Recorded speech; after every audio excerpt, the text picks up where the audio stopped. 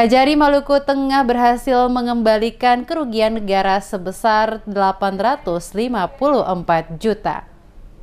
Kejaksaan Negeri Maluku Tengah menerima pengembalian uang kerugian negara sebanyak 854 juta rupiah. Uang tersebut diserahkan oleh Benny Leandro, tersangka korupsi proyek pengembangan irigasi Sari Putih Seram Utara. Pengembalian uang ratusan juta rupiah itu dilakukan Leandro lewat kuasa hukumnya Dr. Adolf Seleki. Meski kasus korupsi irigasi masih di tangan jaksa dan belum diserahkan ke pengadilan, pengembalian uang oleh Benny Leandro itu merupakan langkah itikat baik. Hal ini disampaikan langsung Kepala Kejaksaan Negeri Maluku Tengah Juli Isnur saat diwawancarai tim DMS Media Group pada hari Senin 23 Maret. Ia menjelaskan proyek irigasi tahun anggaran 2016 dengan nilai proyek sebesar 1,8 miliar dan kini dari tangan tersangka Kajari Maluku Tengah berhasil mengembalikan uang negara hasil korupsi dari tangan tersangka sebesar 854 juta rupiah. Dan ini merupakan kesadaran tersangka Benny Leandro sendiri untuk mengembalikan uang tersebut. Isnur juga mengatakan kini 5 pelaku telah ditahan dan tidak menutup kemungkinan adanya penambahan tersangka baru dalam proses penyelidikan nanti. Ditegaskannya walaupun ada pengembalian uang oleh tersangka, namun proses hukum atas kasus tersebut tetap berjalan sesuai dengan aturan hukum yang berlaku.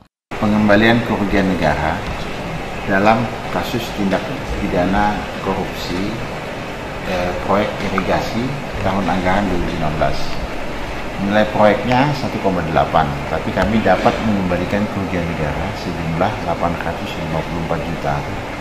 Pengembalian kerugian negara ini berdasarkan kesadaran dari salah satu tersangka, yaitu tersangka Benny Leandro, dan setelah kami melakukan expose di BPKP dan kesepakatan bahwa penghitungan sementara kerugian negara berdasarkan pendapat ahli itu adalah 854 juta, di mana kami menunjukkan dalam situasi kita menghadapi virus ini kami tetap bekerja, makanya kami dapat mengembalikan kerugian negara. Lebih lanjut dikatakannya saat ini kasus tersebut masih dalam penanganan jaksa, maka uang tersebut sementara dititipkan di rekening kantor Kejari Maluku Tengah hingga proses pengadilan usai. Dijelaskannya jumlah uang yang dikembalikan tersangka berdasarkan perhitungan kerugian internal penyidik yang telah disampaikan dalam ekspos perkara di Kejati Maluku, sementara proses perhitungan kerugian di tingkat BPKB masih berlangsung. Para tersangka juga sebelumnya sempat mengatakan kepada penyidik bahwa berapapun kerugian negara akan mereka kembalikan.